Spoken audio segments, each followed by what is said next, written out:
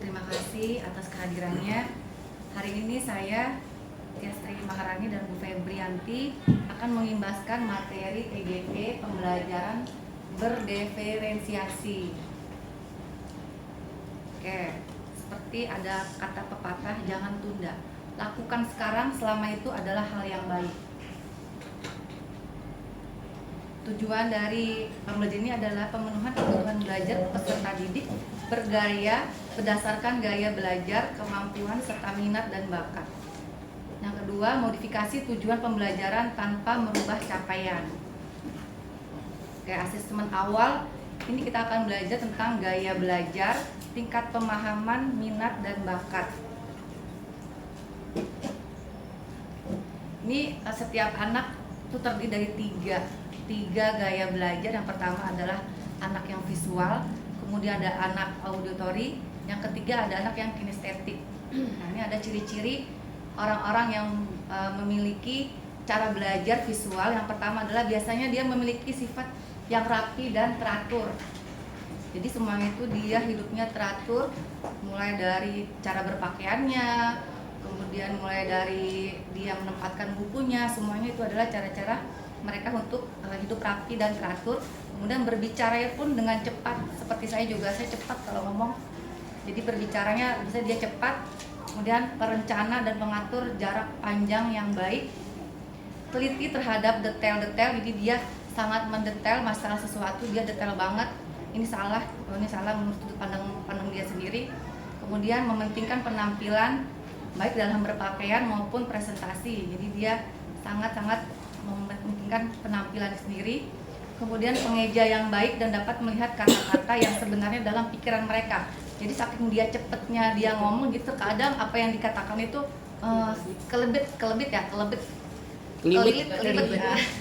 Saking cepatnya dia ngomong, jadi ada sedikit kelibet. Nah, mengingat apa yang dilihat daripada yang didengar, jadi lebih senang tuh anak melihat tulisan ibu gurunya di papan tulis dibanding dia mendengar. Kemudian lagi mengingat dengan asosiasi visual, dia lebih senang melihat hal-hal yang ada gambar-gambar, lebih senang dia secara visual. Kemudian biasanya tidak terganggu oleh keributan. Nah, anak-anak visual ini dia tidak terganggu oleh keributan. Justru dia ini malah senang dengan ada keributan. Kemudian mempunyai masalah untuk mengingat instruksi verbal kecuali jika ditulis, dan seringkali minta bantuan orang untuk mengulanginya. Ini adalah ciri-ciri orang yang visual. Kemudian ciri-ciri anak yang auditori, berbicara kepada diri sendiri saat bekerja. Itu biasanya anaknya itu dia dalam dirinya sendiri dia memiliki kemauan untuk belajar, jadi dia bicara diri sendiri, mudah terganggu oleh keributan, jadi dia harus fokus sehingga dia tidak suka dengan keributan. Kemudian menggerakkan bibir mereka dan mengucapkan tulisan di buku ketika membaca. Jadi dia bibirnya yang suka kalau ada anak lagi baca umet-umet, nah itu dia berarti sifatnya adalah auditori. Senang membaca dengan keras dan mendengarkan, dapat mengulangi kembali dan meniru nada, birama, dan warna suara. Jadi dia mudah meniru suaranya si A, si B, atau mudah sekali dia menghafal. Oh, suara Ibu Nining kayak seperti ini nih, cempreng-cempreng gimana nih, dia tahu. Kemudian merasa kesulitan untuk menulis, tapi hebat dalam bercerita. Nah, dia kesulitan untuk menulis, ya, tapi kalau bercerita, untuk dia maju ke depan, ngomong segala macam dia pandai. Berbicara dengan irama yang berpola. Jadi dia berbicaranya itu karena dia sifatnya dia senang membaca, jadi lebih teratur dalam berbicara dibandingnya tadi anak yang sifatnya visual. Kemudian biasanya pembicara yang fasih, dia sangat jago dalam bertutur kata, berdiskusi segala macam, dia akan lebih senang berbicara. Nah, ini adalah tipe ciri-ciri orang yang kinestetik. Itu yang pertama adalah berbicara dengan perlahan. Biasanya dia berbicara dengan perlahan, menanggapi perhatian fisik, menyentuh orang untuk mendapatkan perhatian mereka. Jadi Bapak Ibu kalau memiliki siswa yang kinestetik, cara mengajar adalah tuh anak harus disentuh dulu. Nah, duduk ya. Jadi supaya dia merasa dihargai. Oh iya, saya ada loh keberadaannya di sini. Jadi dia lebih senang dengan sentuhan. Terus selalu berorientasi pada fisik dan banyak bergerak, jadi dia tidak bisa diam. Kalau sekarang anak-anak yang estetik ini dia sudah termodifikasi dengan anak-anak yang visual dan anak-anak yang auditori. Jadi sudah mulai jarang anak-anak yang estetik itu jalan-jalan keliling-keliling tuh sudah paling hanya beberapa orang saja. Kalaupun dia duduk pun tangannya dia suka, kalau membaca itu ada tulisannya, mengerjakan dia membaca sesuatu dia masih akan mencoret-coret. Seperti saya juga kadang kalau pelajaran matematika itu harus mencoret-coret di kertas, atau pas saat guru menjelaskan itu anak akan menggambar-gambar sesuatu. Itu adalah cara dia belajar. Dan mempunyai perkembangan otot-otot yang besar, belajar melalui manipulasi dan praktik. Nah, dia lebih senang belajar yang praktek-praktek, seperti anak-anak sekarang senang membuat konten-konten. Itu berarti itu anak dia memiliki sifat kinestetik, dia membuat konten, joget-joget segala macam, dia berarti lebih senang bergerak. Menghafal dengan cara berjalan dan melihat. Terkadang kita suka melihat ada anak-anak yang cara belajar itu adalah dia jalan keliling sana, tapi dia nggak ngeganggu temannya, dia hanya keliling aja, dia bosan, nah dia akan keliling, nanti dia akan duduk kembali. Kemudian menggunakan jari sebagai petunjuk ketika dia membaca. Jadi kalau ketika dia membaca, dia akan tangannya diarahin ke arah bacaannya. Setelah itu banyak menggunakan isyarat tubuh. Nah, dia senang menggunakan isyarat tubuh. Nah, dalam pembelajaran diferensiasi ini ada proses, ada namanya adalah komponen proses, komponen konten, dan produk akhir. Akan dijelaskan oleh Ibu Febri. Silakan.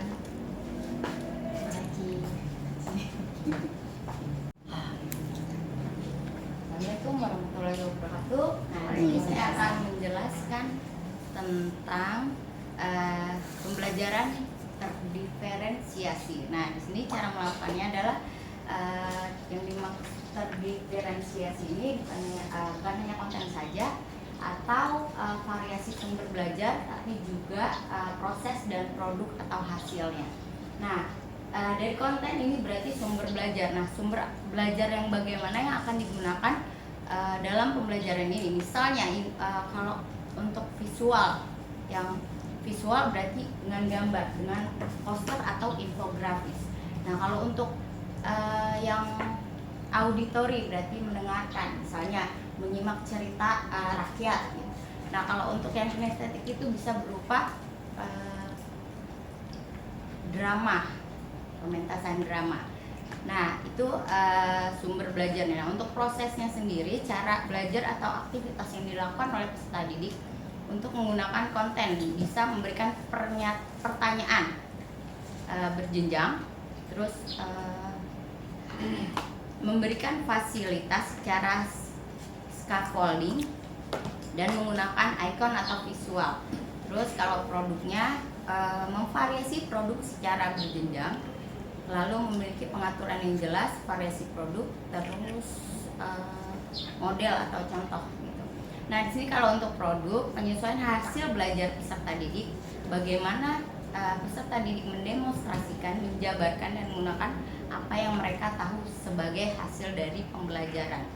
Nah, mungkin yang Bapak Ibu tahu kalau pembelajaran berdiferensiasi ini kebanyakan saya juga sebenarnya pernah lihat di media sosial kalau pembelajaran diferensiasi ini dia berdasarkan kelompok. Oh, ini kelompok visual, oh ini kelompok auditori, ini kelompok kinestetik. Tapi ternyata tidak seperti itu. Kenapa? Karena kalau seperti itu kan nanti beda-beda. Nah, sebaiknya kalau yang visual tetap satu kelompok, ada yang visual, ada yang auditori, ada yang kinestetik. Kenapa? Karena nanti misalnya yang yang visual, oh dia bisa menggambar.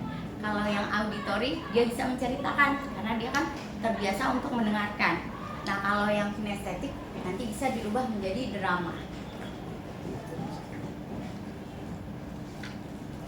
Selanjutnya, nah ini adalah contoh pembelajaran terdiferensiasi. Tujuan pembelajaran yang dicapai menjelaskan sistem pencernaan pada manusia. Nah, mungkin sebelum membagi atau melakukan pembelajaran terdiferensiasi, Bapak dan Ibu bisa melakukan asesmen awal untuk mengetahui peserta didik berapa banyak peserta didik yang visual, berapa banyak peserta yang auditori atau yang kinestetik. Nah, di sini diferensiasi konten. Penyediaan bahan bacaan. Ini bisa berupa poster, infografis, buku bacaan. Mungkin kalau Bapak dan Ibu sering ya dari buku, oh buka halaman. Nah sebenarnya dari perintah, ayo kerjakan halaman bahasa Indonesia halaman 56. Nah kalau hanya disuarakan saja itu berarti itu perintah untuk peserta didik yang auditori. Tapi kalau ibu dan bapak sudah diucapkan tapi juga ditulis, itu juga bisa buat visual. Selanjutnya bisa artikel, video tayangan. Selain itu pendidik juga melakukan persiapan daftar kegiatan lengkap dengan instruksinya.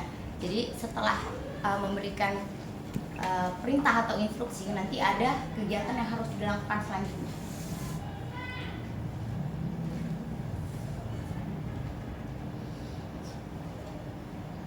Nah selama ini mungkin seperti yang tadi saya bilang atau saya katakan, banyak yang mengelompokkan berdasarkan minatnya, visual kah, auditori atau kinestetik.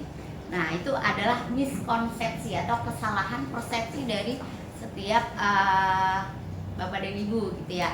Nah di sini saya tekankan lagi kalau sebenarnya bisa dikelompokkan tanpa harus mengetahui itu visual, auditori atau kinestetik. Jadi dalam satu kelompok mereka bisa bergabung gitu. Nah, model pembelajaran berdiferensiasi bukan pembelajaran di mana guru harus melakukan sesuatu yang berbeda untuk setiap siswa. Sebagai contoh, setiap siswa diberi tugas yang berbeda. Tentu hal ini akan melelahkan guru. Kemudian, guru tidak harus membagi materi siswanya menjadi unit-unit yang lebih kecil atau untuk menyocokkan atau menyesuaikan dengan tingkat kemampuan awal siswa agar pembelajaran tidak terfragmentasi. Jadi semua tugasnya sama, mungkin beda hasilnya, tapi tidak berdasarkan pengelompokan visual, auditori atau kinestetik. Ya, ada yang mau ditanyakan Bapak dan Ibu? Bisa ya. Mau nanya. Ya.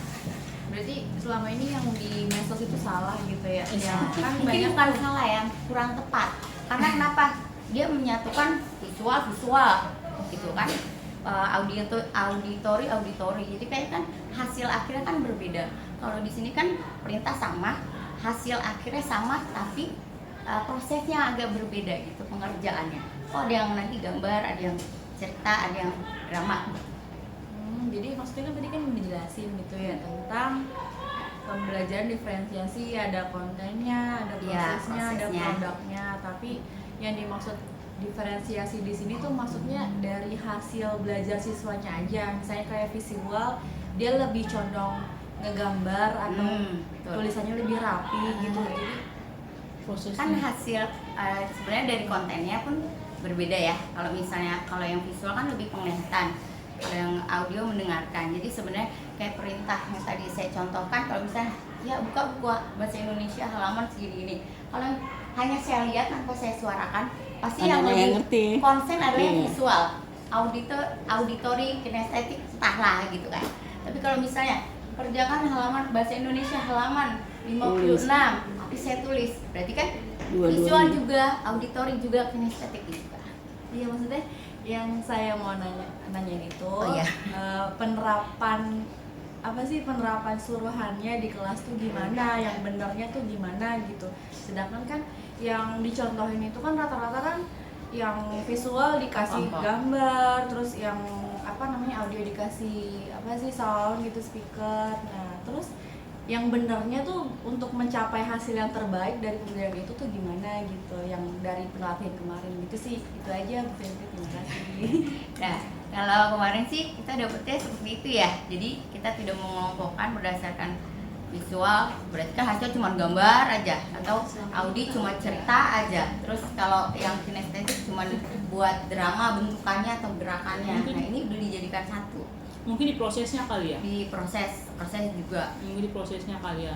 Jadi diferensiasi itu terlihat pada proses anak itu mengerjakan tugas. Jadi kan kalau di situ kan kelihatan mereka diskusi, nanti pembagian tugasnya dibagi per sesuai minatnya gitu. Jadi maksudnya Bu Emma kali ya, seperti kayak kita kemarin kan membuat gado-gado Bu Emma. Jadi ini anak yang sifatnya visual ini dia cara membuat gado-gado, dia bagian nulisnya. Kemudian anak yang anak yang kinestetik nanti dia sebagai anak yang bagian ngulek-nguleknya, motong-motongnya jadi gitu. Begitu juga dengan anak-anak yang audio, nanti dia akan membacakan depan presentasi. Jadi anak teman-teman cara membuat gado-gado adalah satu bahan-bahannya, nah sebut nanti dia itu ada tuh. Jadi mereka ada pembagian tugasnya masing-masing, hanya proses belajarnya aja untuk kelompok. Jadi kalau bisa semua itu ada semua. Jadi biar tuh anak bisa mengetahui bahwa oh iya ada bagian yang membaca, menulis, ada yang bagian nanti dia yang maju ke depan, ada di bagian yang atau sesuai dengan prosesnya aja, seperti itu maksudnya. Jadi itu kan berarti diproses kan ya, berarti anak-anak itu mengolah semua itu dalam proses ya. Berarti kita harus mencari satu tugas yang di dalam itu ada proses-proses audio gitu-gitu kan? Iya, seperti gitu. Jadi biar semua anak bisa ikut semua dapat nilai. Berarti ini selama ini kan kita udah ngerjain loh. Iya, sama udah kita kerjain. Selama ini kurang kita yang paham dulu, gitu ya. yang bagian gambar siapa ya, kamu yang bagian gambarnya. Ini yang nulisnya siapa? Sekarang aja diduduk-dudukkan, diferensiasi. Iya. Ini udah kita kerjakan Kalau udah dulu itu. kita mengerjakan cuma kita nggak tahu istilahnya gitu. Iya. Kalau sekarang sudah ada Sudah loh. istilahnya, diferensiasi. Kalau saya amati Bu Ros ini pengimbasan program guru penggerak. Kalau saya amati, karena model seperti ini udah zaman dahulu juga seperti ini gitu. Cuman dia lebih ke informasi lebih cepat gitu. Guru penggerak itu untuk menyeluruh ke sekolah itu lebih cepat gitu. Karena cara gerak-gerak. pembelajarannya gitu. Karena berbagai model cara. Integrasi itu kan berbagai model cara kan. Ya, seperti anak yang kurang, anak yang lebih gitu. Iya, kayak gitu. Bagaimana cara ini untuk semua menginput anak itu sehingga sama hasilnya. Iya. Seperti itu aja sih. Menurut saya mah, Iya. maaf ya. Betul sekali Bu. Berarti kita udah jadi panggil guru berdiferensiasi kan ya? Iya. Model Hanya kita baru tahu aja udah diferensiasi namanya kayak ini. Udah lebih dulu kita loh. Iya. Model Hanya kita tahu hanya saja. Mungkin kalau pas tahu diferensiasi apa gitu kan. Ya udah. Iya. Ngerjain itu. Nah, jadi kesimpulan dari Izin bertanya boleh? oh ya, Sebenarnya. ada tanya lagi. Di pembelajaran berdiferensiasi terlihat kan dari kontennya gitu kan, anak-anak. Misalnya ada anak yang tulisannya rapi, berarti kan itu anak yang visual. Ya. Ada anak tulisannya yang kurang rapi, itu katakanlah anak yang auditori kali ya. Atau mungkin bisa jadi yang nggak rapi itu atau yang jelek yang kinetik misalnya. Sementara gitu kan pembelajaran pada masa-masa yang sudah lalu misalnya gitu kan itu ada kegiatan misalnya belajar menulis sambung gitu kan, menulis indah atau menulis huruf sambung, dan rata-rata gitu kan semua anak yang menulis latihan gitu kan, artinya kan ini proses ya, anak-anak yang menulis huruf sambung dan ternyata setelah besar karena mereka menulis itu tulisannya bagus-bagus gitu kan, tulisan sambungnya bagus karena memang dari kecilnya sudah belajar gitu kan, walaupun tadi penyampaiannya berbeda misalnya. Nah, ketika ada anak-anak yang tulisannya bagus dari kecilnya bahkan sampai besarnya, artinya kan sementara guru ini memberikan materi pembelajaran kepada murid-murid yang tadi kan terbagi tiga misalnya yang auditori, visual dan kinestetik gitu kan. Nah, ketika misalnya tulisan anak-anak ini satu kelas bagus semua ternyata, bagus semua. Apakah itu pertanda kelas itu adalah murid yang seluruhnya visual semua? Itu ada fotopik, jadi kita ada tesnya. Ada tesnya nih kalau mau lihat. Bapak Ibu kalau mau ikut juga boleh. Kalau mau ikutan. lihat mau sedikit jawab. Nah, tes. Dia dalam aja. Jadi kita sebenarnya bisa tes tapi mau tahu ini anaknya apa sih gitu. Atau jangan anak deh. Bapak Ibu guru tipe apa? Kita kan nggak tahu ya. Bapak Ibu guru tipe apa? Kita ada beberapa pertanyaannya. Itu yang harus ditulis, dicatat. Nah nih, jadi mungkin ibu bapak dan ibu bisa mengingat atau menuliskan di Tulis kertas dah. jawabannya. Misalnya A, B atau C atau C. Nanti lebih banyak yang mana? Atau di handphone bisa. Handphone boleh. Nanti akan diketahui lebih Ayo, dominan ke yang mana. Kok yang mana? Oke, gua kirim ke lu ya. Kayaknya tipe aku tipe A. Ini sampai Coba dulu, coba dulu di Kalau semuanya gimana? ABC? dipilih Kadang-kadang bisa Kalau semuanya berarti kadang istimewa. kadang ada yang bukan hanya visual, auditori atau kinestetik saja. Mungkin ada Semua perpaduan bisa. visual sama kinestetik gitu. Ya Ada bagus itu kemungkinan. berarti. Bisa nggak gitu kita? Cara belajarnya. Karena jadi pertanyaan. Saya visual estetik. Ada kemungkinan satu orang mempunyai dua karakter. Iya, Iya, bisa. Visual dan visual auditori kinestetik. misalnya. Bisa. Dan semua juga Auditori, visual, kinestetik. kinestetik. Nah, Beda ya? beda itu. Itu kalau ibu nanti luar biasa. Bisa belajar cara model apa aja. Bagus. Udah, Iya. udah. Lanjut ya. Nomor 3. Kalau yang berbicara dengan cepat-cepat jarang baca itu. Aku A. Aku paling ingat sampai jadi visual. Semangat. Tergantung. Nomor 3 belum ya? Nomor 3 belum. Tiga belum. Nah, Nggak kelihatan tulisannya. Saya menghafal sesuatu. Karena sih? karena jawaban Udah, akademik ya dua-duanya Wait, sama wait, ya. wait. Sabar. Dikecilin aja. Nah, Saya menghafal sesuatu dengan cara saya 3 kali menghafal sama bicara. A, gua mah. Tidak bisa nonton, nggak usah contekannya. Sendiri. Nomor 4. Itu contek berjamaah. Udah. A. Oke. Bener Udah. ya? Udah. Dan 3 ya? Udah ya. Tan. 3 apa tadi? Emang pada catat apa? Dia 3 itu kagak. lagi menghafal sesuatu dengan cara Tan. Nggak kelihatan Bu Guru. Pakai kacamata Bu Guru. Harusnya bisa. Udah tua Bu Guru. Nggak kelihatan. Lah, malah mati. Terus di print dibagikan jadi kita lupa. nah, Satu A. Udah. A. Nomor 2. udah. Udah. Lanjut. Halaman berikutnya. Tangan sini, jangan. Bawa aja di bawah.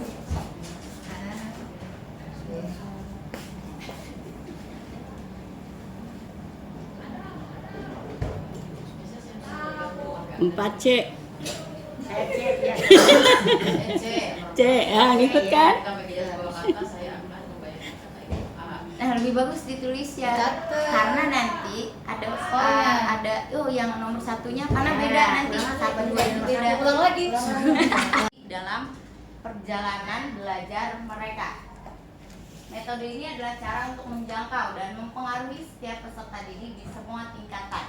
Oleh karena itu, secara individu seorang guru harus dapat meningkatkan minat peserta didik dalam proses belajar dan mengarahkan mereka untuk mewujudkan potensi belajar mereka secara optimal.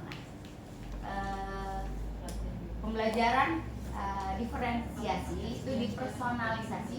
Pembelajaran ini adalah pembelajaran yang berpusat pada peserta didik. Guru hanya mengembangkan pelajaran mereka berdasarkan tingkat pengetahuan, preferensi belajar dan minat peserta didiknya. Sekian dari kami. Terima kasih untuk Selanjutnya kirimannya. kita akan materi berikutnya tentang kompetensi sosial emosional. Ini tanda-tanda